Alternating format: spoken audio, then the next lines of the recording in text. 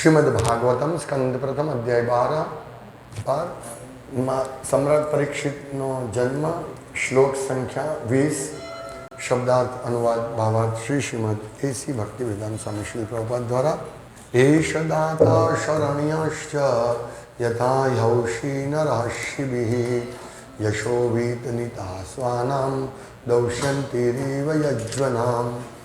शब्दार्थ एषः आ बाळक दाता दान आपनार शरण्य शरणे आवेलाનું રક્ષણ કરનાર ચ અને યથા જેવી રીતે હિ નક્કી ઔશીનરઃ ઉશીનર નામનો પ્રદેશ શિબિઃ શિબિ यशः कीर्ति वितनीता फैलावनार स्वानाम सगा वहालाना दौष्यंति इव दुष्यंतना पुत्र भरतनी जेम यज्वनाम जेमणे घणा यज्ञो कर्या छे तेमना। अनुवाद आ बाळक उशीनर देशना प्रख्यात राजा शिबीना जेवो उदार दानेश्वरी અને શરણાગતનો રક્ષણહાર થશે અને મહારાજ દુષ્યંતના પુત્ર ભરતની જેમ તે પોતાની કુળની કીર્તિને વિસ્તારશે। ભાવાર્થ રાજા પોતાના દાન યજ્ઞો અને શરણાગતનું રક્ષણ વગેરે કાર્યોથી વિખ્યાત બને છે। ક્ષત્રિય રાજા શરણે આવેલાનું રક્ષણ કરવામાં ગર્વ અનુભવે છે। રાજાના આવા વલણને ઈશ્વર ભાવ અથવા ધર્મના કામમાં રક્ષણ આપવાની સાચી શક્તિ કહે છે। ભગવદ્ ગીતામાં ભગવાન જીવોને પોતાને શરણે આવવાનો ઉપદેશ આપે છે અને તેઓ બધી રીતે રક્ષણ કરવાનું વચન આપે છે। ભગવાન સર્વશક્તિમાન અને વચન પાલક છે અને તેથી તેઓ પોતાના વિવિધ ભક્તોનું રક્ષણ કરવામાં કદી નિષ્ફળ જતા નથી।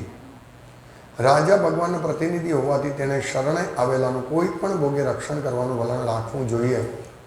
ઉશીનરના રાજા મહારાજ શિબી મહારાજ યયાતિના નિકટના મિત્ર હતા અને મહારાજ યયાતિ તેમની સાથે સ્વર્ગમાં પહોંચી શક્યા હતા।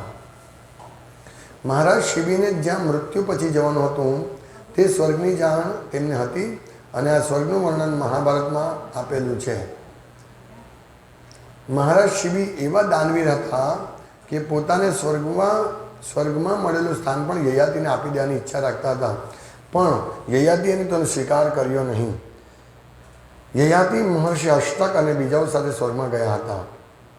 ઋષિઓએ પૂછવાથી તેઓ સૌ જ્યારે સ્વર્ગે જવાના માર્ગે હતા ત્યારે યયાતિએ શિબીના ધર્મ કાર્યોનું વર્ણન કર્યું।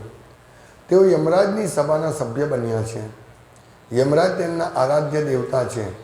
ભગવદ્ ગીતામાં જણાવ્યા મુજબ દેવોને પૂજનારા દેવોના ગ્રહને પામે છે, એટલે મહારાજ શિબી તે ખાસ ગ્રહમાં મહાન વૈષ્ણવ યમરાજના સાથીદાર બન્યા છે।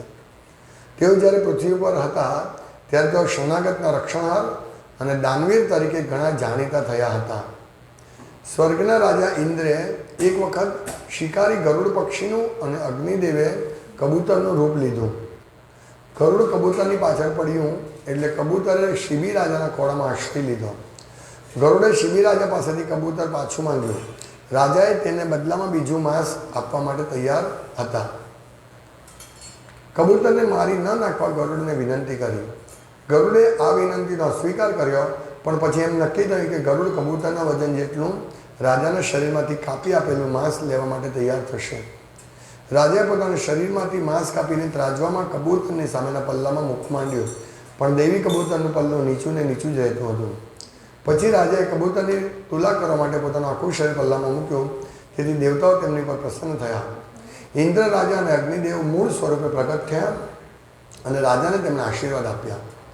દેવર્ષિ નારદે પણ શિબી રાજાનું તેમના મહાન કાર્ય માટે ગૌરવ કર્યું હતું, ખાસ તો દાન અને રક્ષણમાં। મહારાજ શિબીએ પોતાના રાજ્યની પ્રજાના સંતોષ ખાતર પોતાના પુત્રને બલિદાન આપ્યું હતું અને આવી રીતે બાળક પરીક્ષિત દાન અને રક્ષણની બાબતે બીજો શિબી થનાર હતા। દૌષ્યંતી ભરત એમના વિશે વર્ણન છે ઇતિહાસમાં ઘણા ભરત થઈ ગયા છે, જેમાં રામના ભાઈ ભરત, વૃષભરાજના પુત્ર ભરત અને મહારાજ દુષ્યંતનો પુત્ર ભરત ઘણા પ્રખ્યાત છે. આ બધા ભરતો ઐતિહાસિક રીતે આખા બ્રહ્માંડમાં જાણીતા છે. આ પૃથ્વીનો ગ્રહ ઋષભના પુત્ર ભરત રાજાને લીધે ભારત કે ભારત વર્ષ તરીકે ઓળખાય છે, પણ કેટલાકના મતે દુષ્યંતના પુત્રના શાસનને લીધે ભારત તરીકે ઓળખાય છે. અમારા મત પ્રમાણે આ પૃથ્વીનું નામ ભારત વર્ષ ઋષભ રાજાના પુત્રના રાજ્ય ઉપરથી પડ્યું હતું. તેના પહેલાં આ ભૂમિ ઇલાવત વર્ષ તરીકે ઓળખાતી હતી, પણ ઋષભના પુત્ર ભરતનો રાજ્યારોહણ પછી આ ભૂમિ ભારત વર્ષ તરીકે પ્રખ્યાત થઈ. પણ આ બધા છતાં મહારાજ દુષ્યંતનો પુત્ર ભરત ઓછો જાણીતો ન હતો. તે મહત્વની સૌંદર્ય સમ્રાજ્ઞી શકુંતલાનો પુત્ર હતો. મહારાજ દુષ્યંતને વનમાં શકુંતલા સાથે પ્રેમ થયો હતો અને ત્યાં ભરતનો જન્મ થયો હતો. તે પછી દુર્વાસા મુનિના શાપને લીધે મહારાજ દુષ્યંત શકુંતલાને ભૂલી ગયા અને ભરતને તેની માતાએ વનમાં ઉછેરીને મોટો કર્યો. બાળપણમાં પણ તે એટલો બળવાન હતો કે તે જંગલના સિંહો અને હાથીઓને પડકારતો. જેમ નાના બાળકો કૂતરા અને બિલાડા સાથે રમે છે તેમ તે તેમની સાથે લડતો. આ બાળક આટલો બધો કહેવાતા અર્વાચીન ટાર્ઝનથી પણ વધારે બળવાન બન્યો હતો. તેથી તે વનમાં ઋષિઓએ તેનું નામ સર્વદમન પાડ્યું હતું. મહારાજ ભરતનું સંપૂર્ણ વર્ણન મહાભારતના આદિ પર્વમાં આપેલું છે. મહારાજ દુષ્યંતના પુત્ર વિખ્યાત મહારાજ ભરતના વંશના જન્મેલા હોવાથી ને લીધે પાંડવોને કેટલીક વાર ભારત તરીકે સંબોધવામાં આવે છે. ભાવાર્થ માં મહારાજ રાજા શિબી અને ભરત મહારાજ વિશે સમજાવે છે. તો બ્રાહ્મણો ભવિષ્યવાણી કરે છે કે આ બાળક કેવો થશે.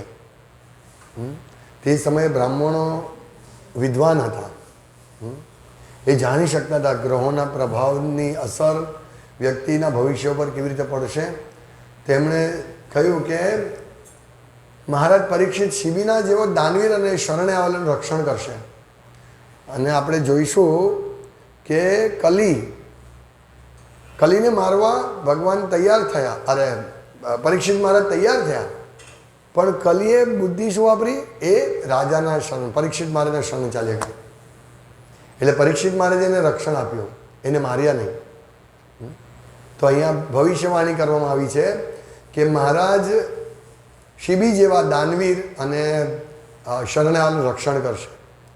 તો એ કેટલા બધા પ્રખ્યાત છે. શ્રી પ્રભુપાદ કહે છે અને ભાગવતમમાં પણ આગળ સ્ટોરી આવે છે કે શિબી મહારાજ પાસે એકવાર એક કબૂતર આશ્રય લેવા હોય, એની પાસે ગરુડ બાજ પડેલો હોય, તો એ આશ્રય લેવા આવે છે. તો એ આશ્રય આપે છે, પણ બાજ કહે કે આ તો મારો ખોરાક છે એટલે મારે તો ખાવું જ પડે. તે કહું તને બીજું માંસ આપું, તો કે નહીં મહારાજ જોઈએ. પછી એવું નક્કી થયું કે શિબી મહારાજનું માંસ આ કબૂતરના જ વજન જેટલું થશે એટલું આપશે. તો પોતાના હાથ બધા શરીરના અંગો કાપવા માંડ્યા અને ત્રાજવામાં એક બાજુ કબૂતર અને એક બાજુ શિબી મહારાજનું માંસ. પોતાનું વિચાર તમે કે રક્ષણ કરવા માટે કેટલા બધા દ્રઢ નિશ્ચય છે કે નહીં, કબૂતર મારા શરણે આવ્યો છે એટલું રક્ષણ કરીશ. એટલે કલીને પણ પરીક્ષિત મારે રક્ષણ કરે છે, તો પોતાના અંગો કાપી છે અને માંસ મૂકે છે. વિચારો કેવા પ્રાણ જાય પણ વચન ન જાય. ભગવાન રામચંદ્રે પણ ત્રણ વચન આપ્યો, નિશ્ચય કર્યો હતો. દશરથ મહારાજે પોતાના પ્રિય પુત્રને વનવાસ મોકલવા માટે પણ વચન ભંગ નથી કરતા. કેટલી મહાન વાત છે. તો અહીંયા પણ એનું શરણાગત આવેલા કબૂતર માટે, અને છેલ્લે પલડું એ ભારી થતું જ નથી, પછી શિબી મહારાજ પોતાની જાતને મૂકી દે છે એમાં. અને જેવા એમની શરણાગતિ જોઈ, અરે એમનું દાન આપવા માટેનું, શરણે આવેલા રક્ષણ માટેનો દ્રઢ નિશ્ચય જોઈ છે. એટલે જે બાજ હોય છે તે અગ્નિદેવ હોય છે, અને ઇન્દ્ર, અને જે કબૂતર અગ્નિદેવ, અને પ્રગટ થાય છે અને એને આશીર્વાદ આપે છે. તો ભાગવતમમાં આવા લોકોનું વર્ણન કરીને આપણે કમસે કમ આપણામાં પણ એવા ગુણ ધીમે ધીમે ડેવલપ થશે જો આપણે ભક્તિ કરીશું. તો ધીમે ધીમે કોઈ આપણી સાથે ગમે તેટલો વ્યવહાર કરે, ગમે તેવો વ્યવહાર કરે, પણ જે એકવાર આપણી પાસે આવે હરે કૃષ્ણ પ્રભુ. એટલે ભક્ત પીગળી જવા જોઈએ.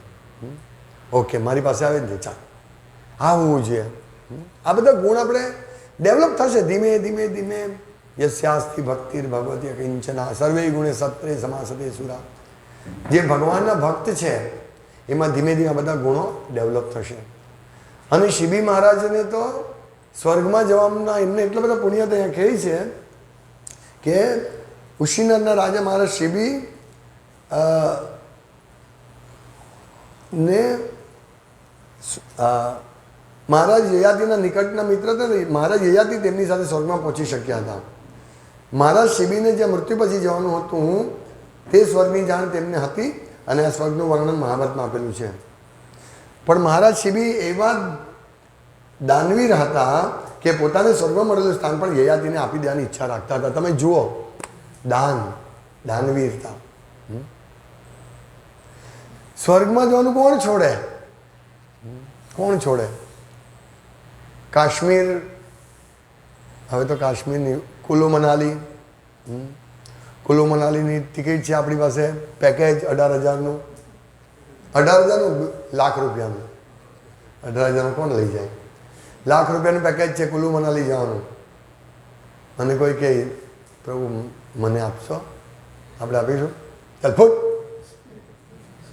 હે ને? પણ વિચારો, યયાતિ સ્વર્ગમાં જવાનું પેકેજ આપી, અરે શિબી મહારાજ સ્વર્ગમાં જવાનું પેકેજ આપી દે છે, જાઓ તમે જાઓ.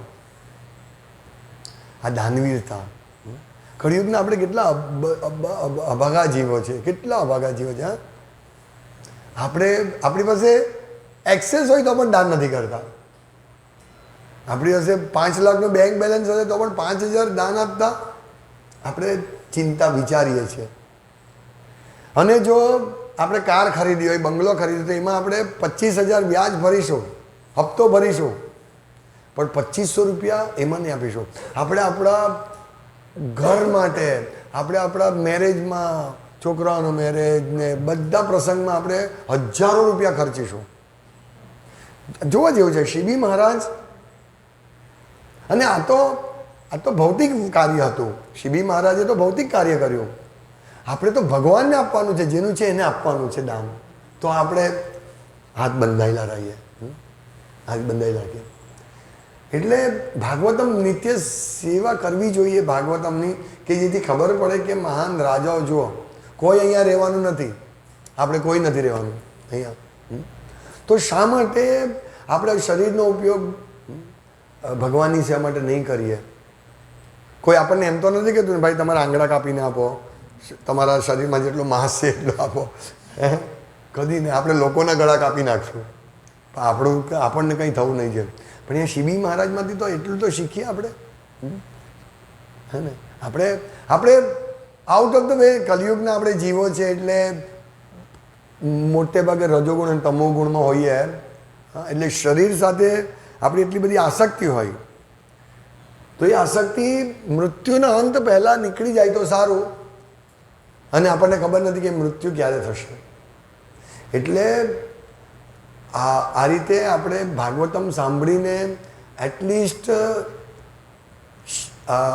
શિબી મહારાજ જેટલા તો દાનવીર નહીં બનીએ, પણ કમસે કમ પત્રમ પુષ્પમ ફલમ તોયમ એટલું સારી રીતે દાન આપવું છે. આપણે દાનની કોઈ કમી નથી. ભગવાનની દયાથી હું 22 વર્ષથી પ્રચાર કરું છું. 22 વર્ષથી એક પણ દિવસ એવો નથી થયો કે પૈસાને લીધે ભગવાનની સેવા અટકી હોય. કદી નહીં. આપણે બુધવારના પ્રોગ્રામ કરતા હતા ત્યારે 20-25 જણ આવતા હતા. હા, કોઈ દાન આપે નહીં આપે, પણ કદી પણ આપણે એવું નથી કર્યું કે ચલો આજે ખાલી કંઈક પણ રાખી દે, પૈસા નથી. નહીં, કદી નહીં. હંમેશા ખેંચ રહેતી હતી, પણ ભગવાને કદી આપણને એવું નથી કર્યું.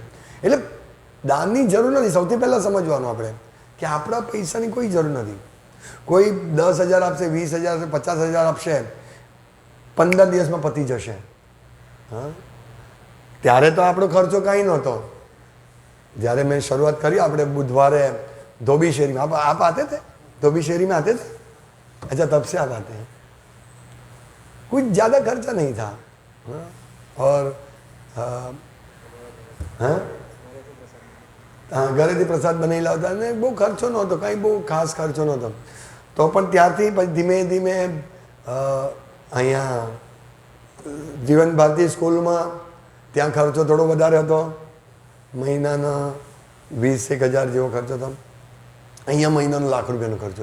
પણ કદી આપણને ભગવાનની કૃપા ત્યાં કોરોનામાં દાન નહીં મળવા છતાં ચાલ્યું. એટલે ભગવાનની જરૂર નથી, ખોટું મિસઅન્ડરસ્ટેન્ડિંગ નહીં કરવાનું આપણે. ભગવાનની જરૂર નથી, પણ આ ભાગવતમમાં જેના વિશે વર્ણન છે કે પરીક્ષિત મહારાજ કેવા થશે, શિબી જેવા, દાનવીર અને આશાયલ અને શરણાગતનું રક્ષક કરનાર. તો આપણે શીખવું છે. એ કોના માટે? આપણા માટે છે. આજે આ બધું આપણે શીખવાનું છે તે આપણા પોતાના કલ્યાણ માટે છે. મહાપ્રભુદાસ અહીંયા બનાવે છે મુલદમાં, તમે જો વિશાળ કરોડો રૂપિયાના ખર્ચે બનાવે છે. ક્યાંથી આવે છે પૈસા? ભગવાન મોકલે છે. એમણે રસ્તો બનાવવાની ઈચ્છા થઈ કે સારો પાકો રસ્તો બને, અને એક જણે 10 લાખ આપીને રસ્તો બનાવડાવી દીધો. બોલો, હે ને? આપણે વિચાર ક્યાંથી પૈસા, ક્યાંથી? નંદગ્રામમાં લાખો કરોડો રૂપિયા જોઈએ છે, પણ ભગવાન વ્યવસ્થા કરે છે. એટલે આપણે આપણા કલ્યાણનું વિચારવાનું, કે આપણે કેવી રીતે કલ્યાણ કરી શકીએ આપણું. જો હું મારું ધન, મારી શક્તિ ભગવાનની સેવામાં નહીં વાપરીશ તો એ શક્તિ નાશ પામશે, ધન નાશ પામશે, હું બીજા જન્મમાં લઈ નથી જવાનો. તો આ રીતે આપણે જાણવું જોઈએ. અને શિબી મહારાજ આપણે યમરાજના સાથી બન્યા, એ યમલોકમાં ગયા. યમરાજ મહાન વૈષ્ણવમાં 12 વૈષ્ણવોમાં મહાન મહાજનોમાં યમરાજ છે. વિદુર મહારાજ યમરાજનો અંશ છે. તો એમના સાથી બન્યા. વિચારો, આ કેટલા મહાન લોકો છે કે એમના કાર્યોથી થયા. અને પરીક્ષિત મહારાજ પણ એવા મહાન છે, એમના જેવા બનશે. બીજું દૌષ્યંતી રાજા, અને દેવર્ષિ નારદે પણ શિબી રાજાનું તેમના મહાન કાર્યો માટે ગૌરવ કર્યું, ખાસ તો દાન અને રક્ષણમાં. મહારાજ શિબીએ પોતાના રાજ્યની પ્રજાને સંતોષ ખાતર પોતાના પુત્રનું બલિદાન આપ્યું હતું, અને આવી રીતે બાળક પરીક્ષિત દાન અને રક્ષણ બાબતે બીજો શિબી થનાર હતો. બીજું વર્ણન છે દૌષ્યંતી ભરત. 3 ભરત થઈ ગયા. કયા કયા? हाँ, और दुष्यंत राजा के भरत. तो यहाँ जो है वो तीनों महान. भगवान राम के भाई भरत तो विष्णु तत्व थे, हमने कल देखा. और ऋषभदेव के पुत्र, वो भी एक महान राजा थे, भरत महाराज. वो उन्होंने भी भर युवानी में अपनी सुंदर पत्नी, निष्कटंक राज्य और सब धन ऐश्वर्य सबका त्याग करके वन में चले गए. वो महाराज भरत, ऋषभदेव के पुत्र. फिर वहाँ दूसरी बात है कि उन्होंने हरण में उनको आसक्ति आ गई. सोचिए, हरण में. तो हमें आसक्ति, ये भागवतम हमको पूरा हमारा सब जो जितना कचरा है ना, कर्म कांड का, अपनी मिसकॉन्सेप्ट का पूरा कचरा साफ कर देगा भागवतम. हमारा आसक्ति कैसा है सोचिए. भरत महाराज ने छोड़ दिया. हम लोग हमारे घर में कूड़ा कचरा होता है ना, वो भी हम निकालते नहीं है.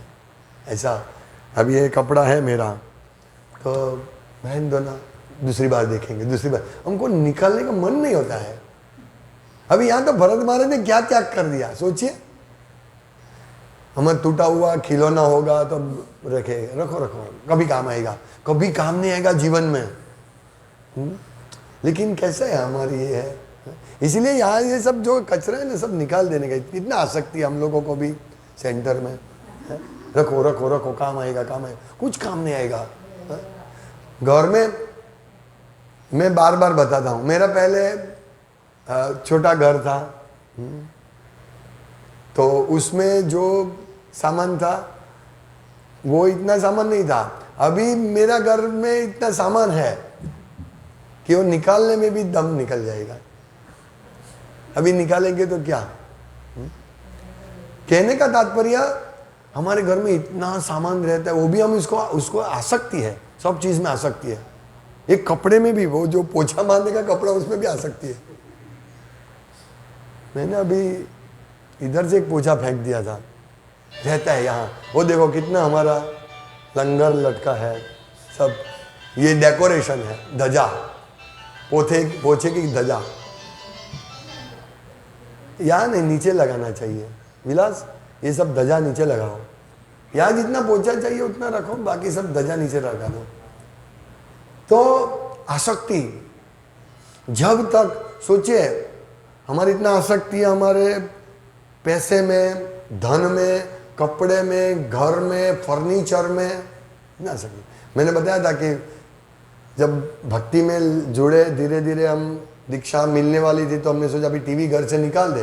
तो टीवी निकालने के लिए मुझे, मैं अभी टीवी निकाल दूंगा क्या?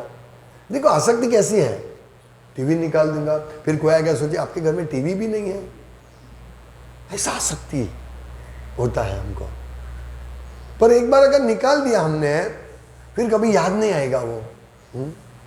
ये सीखना है, हम सबको ये सब सीखना है कि किस प्रकार से हम हमारा जीवन अनासक्त बनाए।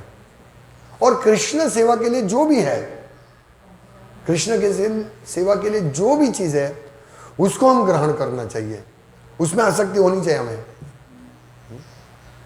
नहीं तो फालतू में रह गया, ये कृष्ण की सेवा का है उसको भी फेंक दो, नहीं, ऐसा नहीं। कृष्ण की सेवा के लिए जो हमको चाहिए वो हमें रखना है। और इस प्रकार महाराज भरत, 3 भरत का वर्णन है हमने, ये ऋषभ देव के पुत्र भरत का वर्णन किया, भगवान रामचंद्र के पुत्र भाई भरत, उनके तो हमारी आंखों में से आंसू आ जाएगा, इतना उनका। और जब आप लोगों ने रामायण पढ़ना शुरू किया होगा तो क्या भरत महाराज का ये है भगवान राम के लिए, 14 साल शहर के बाहर, और वो भी उन्होंने बोला मैं राज्य नहीं कर रहा हूं, ये भगवान आपके पादुका से राज्य चल रहा है। और गौमूत्र में वो पकाते थे, वो खाना खाते थे। सोचिए, ये सब महान भक्तों का, महान भगवान के अवतारों का वर्णन सुन के हमें भी, हमारे हृदय में ये होगा, करने की इच्छा होगी। एटलीस्ट हम कर नहीं पाएंगे, लेकिन हम जानते हैं, सिद्धांत ये है कि इस प्रकार से ये आचार्य, महान भक्त करते थे। लेकिन जो पढ़ते ही नहीं रामायण, जो भागवतम ही नहीं पढ़ते, उनको क्या मालूम कि महाराज शिबी कौन है? महाभारत नहीं पढ़ते, क्या मालूम महाराज शिबी कौन है? हाँ, भरत महाराज कौन है? भगवान भरत कौन है? क्या मालूम होगा इन सबको? ठीक है, भक्त अगर अनासक्त नहीं हो सकता है जल्दी, ठीक है, धीरे धीरे होगा। कम से कम उनको सिद्धांत में है कि नहीं, हमको अनासक्त रहना है, हमें भगवान की सेवा करनी है। एटलीस्ट उनके तो मन में है ना, तो शांति से बैठेगा।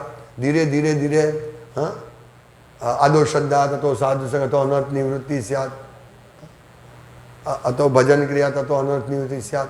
तो ये धीरे धीरे वो भजन करेगा, धीरे धीरे उनका अनर्थ निवृत्ति होगा, हम सबका होगा, क्योंकि हम सेवा में लगे हुए हैं। लेकिन जो पढ़ते ही नहीं उसकी क्या बात करें? उनको क्या मालूम होगा? उनको मालूम ही नहीं कि राम कौन थे, तो और तो आगे बात क्या करेंगे? राम कौन है, भरत कौन है, राम के पिता कौन है? तो ये ऋषभ देव के पुत्र का तो भूल ही जाओ कि वो जानते होंगे। और ये तो ये शकुंतला के पुत्र, ये जो दुष्यंत शकुंतला, उनकी भी कथा महाभारत में आती है। तो ये इतने बलवान थे कि वो जैसे बालक कुत्ते बिल्ली के साथ खेलते हैं, ऐसे वो सिंह हाथी के साथ खेलते थे और मारते थे उनको। कितना शक्तिशाली, वो सबको कंट्रोल में रखते थे, इसे उनका नाम सर्वदमन था महाराज भरत का। तो ये यहाँ लिखे हैं कि महाराज दुष्यंत के पुत्र विख्यात महाराज भरत के वंशज में ये पांडवों का जन्म हुआ था। इसीलिए हम देखते हैं पांडवों को भी भारत कहा जाता है। भगवत गीता में भी भारत करके ए भारत, हाँ? यानी महाराज भरत के पुत्र वंशज ये भारत। तो प्रभुपाद कहते हैं ये कोई कहते हैं कि ये भारत वर्ष अपना जो पृथ्वी है उसका भारत वर्ष, पहला वो इलावृत वर्ष था, इलावृत वर्ष था, लेकिन फिर भारत नाम से प्रख्यात हुए। वास्तव में वो दो मत थे उसमें कि एक तो अपने ऋषभ देव के पुत्र भरत के नाम से था, कोई मानते, लेकिन प्रभुपाद कहते नहीं, दुष्यंत पुत्र दौष्यंत भरत के नाम से ये इसका नाम है। तो ये पूरी पृथ्वी भारतवर्ष कहलाती थी। पहले वो इलावत वर्ष जिनका वर्णन है इसमें, अभी आएगा इसमें इलावत वर्ष, इलाव्रत, हाँ तब इलाव्रत था। और इलाव्रत का वर्णन है भागवतम में है, वहाँ क्या क्या था ये सब बहुत सुंदर वर्णन है सब। इलाव्रत में कौन रहते थे, इलावती वर्ष, सॉरी इलावती वर्ष। तो ये महान इस प्रकार भरत राजा जैसे, भरत महाराज भरत जैसे अपनी कीर्ति का प्रसार करेंगे, हाँ। तो इस प्रकार ये सब विद्वान ब्राह्मण ये सब भविष्यवाणी कर रहे हैं। तो हमें इन सब महान ये सब जो भक्त है, भगवान के भक्त और जो भी महान व्यक्ति है, उनका हमें अनुसरण करके कम से कम उनमें से कुछ शिक्षा प्राप्त करके हमें भगवान की सेवा में लगना चाहिए और हमें पूरा अनासक्त बनने का प्रयास करना चाहिए। दान, भगवान की सेवा करनी चाहिए, दान देकर, शरीर से, मन से, वाणी से, हर प्रकार से भगवान की सेवा करनी चाहिए। तो यश, हमारे पास करोड़ों रुपया तो यश नहीं फैलेगा। कोई बोलेगा इसके पास करोड़ों रुपया है, बस इतना, वो यश नहीं है, ईर्ष्या है। लेकिन यदि हम भगवान की सेवा में करेंगे इस प्रकार से दान, तो वास्तव में यश, परमानेंट यश होगा, परमानेंट यश होगा। जैसे मैं आपको एक एग्जांपल देता हूँ, वो ये कौन थे, वो एप्पल कंपनी वाले जॉर्ज हैरिसन ने प्रभुपाद की कृष्ण पुस्तक को छापने के लिए $5,000 उस टाइम दिया था। और उन्होंने एक विला दान किया था, ये अभी जो मैनोर, भक्तिवेदांत मैनोर लंदन में, भक्तिवेदांत मैनोर उन्हें दान दे दिया था। तो वो तो आज नहीं है, लेकिन उनके दान से भगवान की सेवा हो रही, उनके वहाँ भगवान का मंदिर है। सोचिए कितना बड़ा लाभ होगा। उनके पास बहुत संपत्ति थी, अभी आज वो नहीं है तो संपत्ति के उनको दूसरे को चले गई, लेकिन ये संपत्ति भगवान की सेवा में रही। कृष्ण बुक उन्होंने छपाई, ये भगवान की सेवा में रही। सोचिए, तो इस प्रकार हमारी संपत्ति कोई ऐसा लोग ले जाएंगे, हाँ, धूर्त लोग के पास चली जाएगी। उससे अच्छा है, मैंने देखा है, बाप बहुत मेहनत करके कमाता है और बेटा अय्याशी करता है। अभी मैंने सुना बड़ोड़ा में कॉलेज में मेरा मित्र के बेटे को पढ़ने भेजा, तो बोला वहाँ गांजा तो सिगरेट की तरह पीते हैं लोग। मैं तो चौंकन, ओ गांजा, तो सब गांजा ऐसे पीते, लड़की भी पीती है कॉलेज हॉस्टल में। अब ये बाप का पैसा, बाप सोचता है मैं मेहनत करूँ, लोन लूँ और मेरे बेटे को पढ़ाऊँ।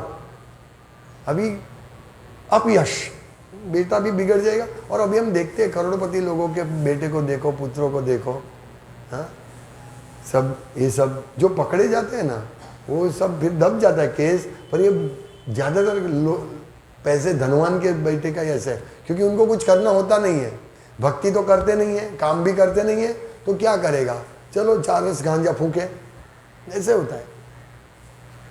इसीलिए ज़्यादा धन ये कलयुग में रखना भी एक मुश्किल है, बड़ा विपत्ति है। गवर्नमेंट टैक्स लगा के ले जाएगा, चोर ले जाएगा, ये सब भागवत में वर्णन है, ये सब भागवत में वर्णन है। इससे अच्छा कृष्ण की सेवा में रहे हमारा धन, जो धन दिया वो फिक्स रहेगा, वो कोई चोरी नहीं करेगा। कृष्ण की सेवा में जो धन दिया वो चोरी नहीं होगा, कोई नहीं ले जाएगा इसका, उसको यश मिलेगा। हमको यश नहीं चाहिए, मैंने इतना दान दिया, नहीं, यश नहीं चाहिए। लेकिन भगवान यश देते हैं और ये यश परमानेंट है।